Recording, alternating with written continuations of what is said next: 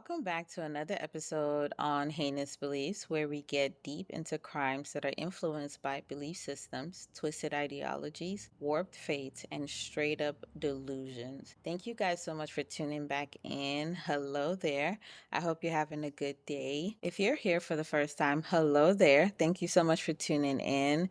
I appreciate you. I hope that you like this podcast. I hope that you like this episode. Make sure to go back and listen to the other episodes. You should have about 15 on there right now. And there's a lot to binge. So go ahead and listen to the other episodes. Rate them only 5 stars. If you have any other ratings that are not 5 stars, just hold on to it until you listen to an episode that is 5 star worthy. I really do appreciate the help. Thank you so much. If you've been rocking with me since day one, you already know. Thank you so much. I love you guys. I appreciate all the support. Continue to share the podcast. Make sure you're following whatever podcast platform you're listening on so you can get notifications when the podcast is posted. Okay. We come on every Friday at 12 o'clock Pacific, right? So make sure you're keeping up with the podcast. I appreciate you guys again. Thank you so much. All right. We are going to go into this disclaimer. We're talking mass shootings here. We're talking mental illness, ideologies fueled with violence. So this is a podcast where we talk about some really gruesome things. So I will always do my disclaimer. Listener discretion is advised, very much advised. Make sure you're listening on headphones, maybe not around children, whatever it is. And also just take care of yourself. Listener discretion is not only for like kids or the public or something, it's also for yourself. Make sure that you're able to listen. If you are going to be sticking around for this episode, you already know, make sure you are cozied up, get your tea, get your coffee, make sure your eyes are on the road, be safe. Let's get into it. All right, you guys. So today we're going to be talking about Jared Lee Loughner. Born September 10, 1988 in Tucson, Arizona, raised in a middle-class household, his mother, Amy, was a Park City Rec employee, and his dad, Randy, drove fuel trucks. People around the neighborhood said that they kept to themselves pretty much. Jared was an only child, quiet child, but sometimes he was a little off. But the time he got to Mountain View High School, teachers started noticing weird behavior. He would stare off into space, laugh randomly, bring up strange theories out of nowhere, like in the middle of class or something. One time in class, he said that government grammar was a form of mind control.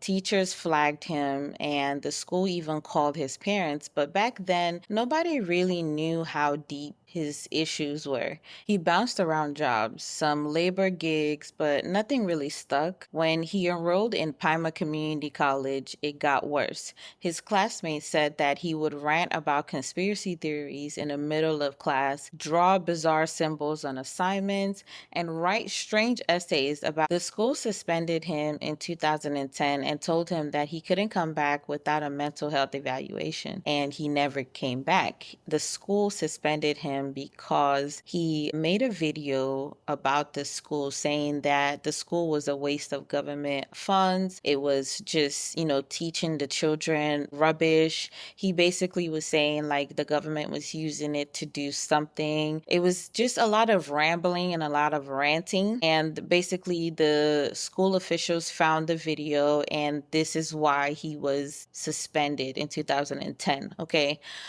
So in Arizona's 8th district, the congresswoman at that time was Gabrielle Giffords.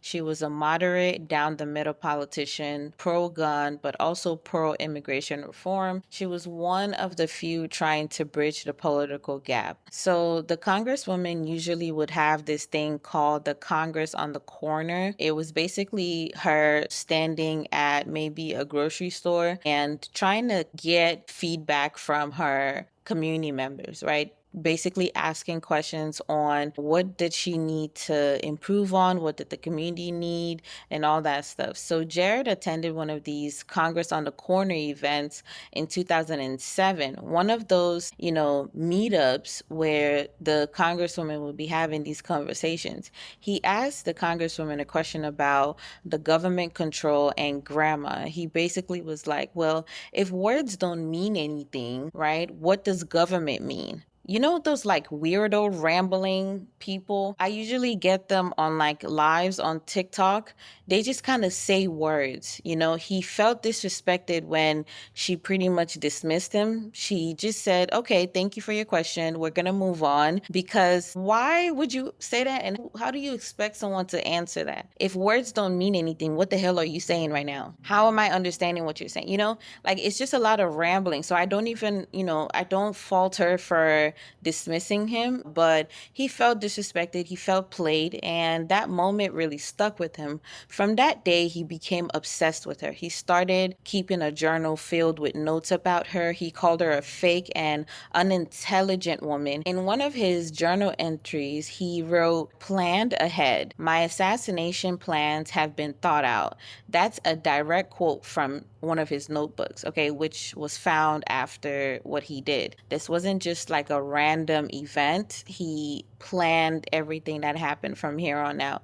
Jared believed that Gifford symbolized the system, this evil system.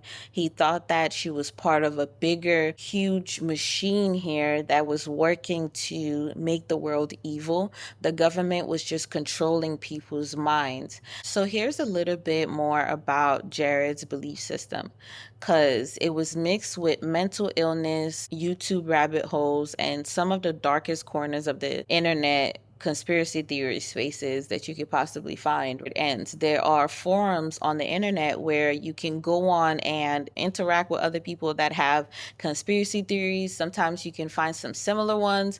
Some of them are just off the wall. Apart from Reddit, like there are some dark corners on the internet, maybe the dark web, whatever you want to call it, but he was part of one of these forums. Jared was obsessed with language and logic, which he did not follow. He did not speak properly, and he was not a logical person whatsoever. This was not someone that you can have a coherent conversation with. And logic, he was nowhere near logical. He believed grammar was a weapon. He read deeply into David Wayne Miller, a guy who created a fake language called quantum grammar, and claimed that it could beat the court system. Jared thought that it was the key to decoding reality. He also picked up pieces from sovereign society movements, people who pretty much believed that they were not subject to the US's laws unless they consent to it. Jared said that in his videos that he did not believe in currency, time, or government laws. He believed that reality was manipulated through the New World Order. This was a very huge idea in his head, and he was very much convinced of it. His YouTube channel was full of ramblings. He made videos, posted them. On one of his videos, he said, "I define terror as the use of coercion to control another being's will." In another one, he held up the US history book and called it treasonous. He says, like, this book should be illegal. This book should be illegal to be sold out here. It's against the Constitution. Now, on January 8, 2011, Jared heads out to Safeway on the North Oracle Road in Tucson. You remember when I told you guys about the Congresswoman and how she had those Congress on the Corner activities? That event was for her to talk to these people and, just commune with her constituents, commune with people in her community that she represents. And this was where Jared decided that he was going to go and enact this act of terror here, because he was supposed to be doing this as a goodwill, right? He's trying to wipe out the people in the government that are somehow indoctrinating people and manipulating people. This was his belief. He walks up to the congresswoman holding holding a Glock 19. He had two 15-round magazines and two extended 30-round magazines. He walks up to the Congresswoman on the corner event, and with no metal detectors, no security, because this is a community event, right?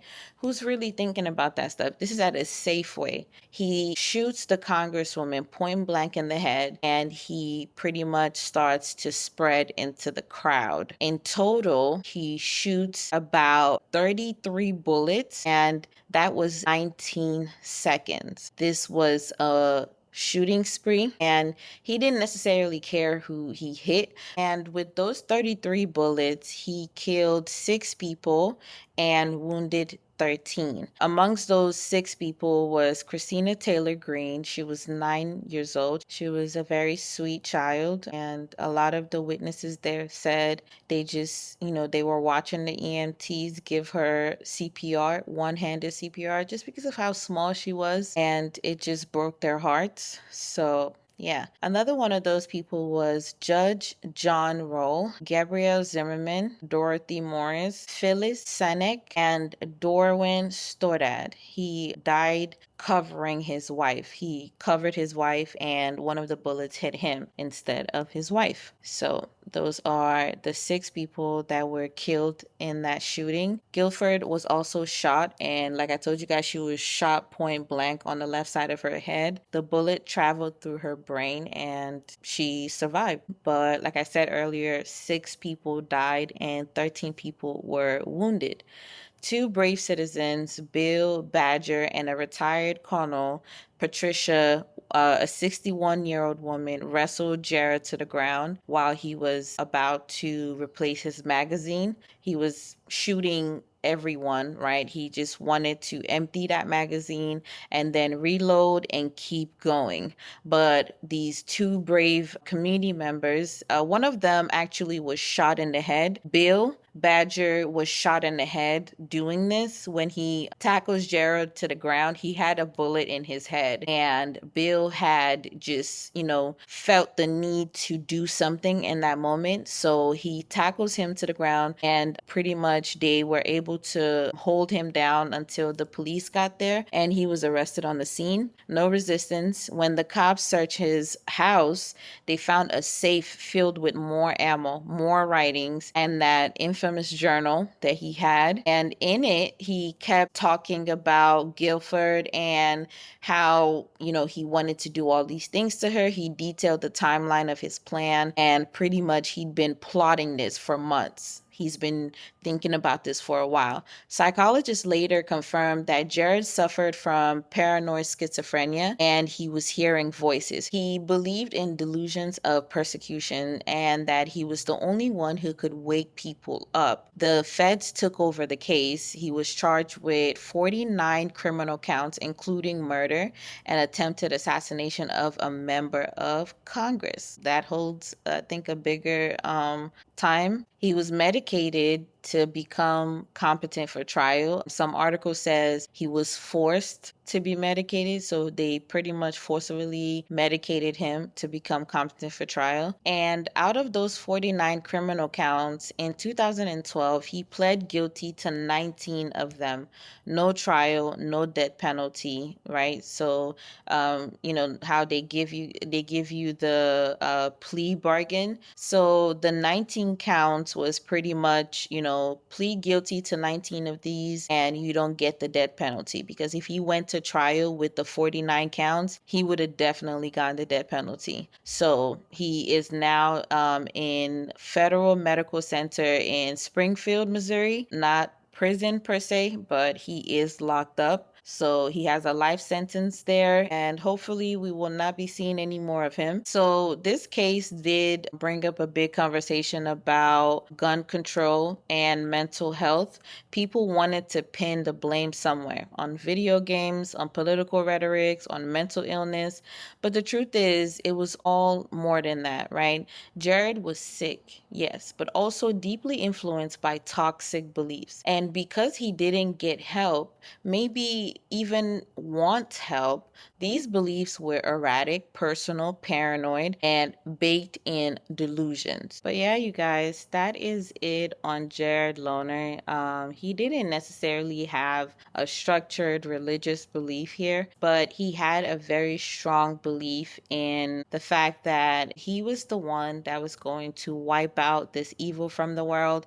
He was the one that's going to right all these wrongs because somehow, he knows the truth and nobody else does. Everybody else is illiterate, everyone is unintelligent, and he knows best. There were no facts to back up anything that he was, spewing out of his mouth. But at the end of the day, his beliefs were so strong that he went ahead to murder people. And we're thankful that the Congresswoman survived, but other people in this gathering did not, especially this 9-year-old child that, obviously just went with their parents somewhere and now had to suffer for what Jared believed in. So I just hope that people take more time to reevaluate what it is that they say they believe in and make sure that, you're not taking this out on other people when you know for a fact that it only exists in your head, right? We should, at least just reconcile that fact. No one is saying don't have beliefs, but just, keep it to yourself. No one else has to suffer for your beliefs, not even your family members, not even the people that live in the same house with you. Have your own beliefs and just, die with them or do whatever the fuck you want with them.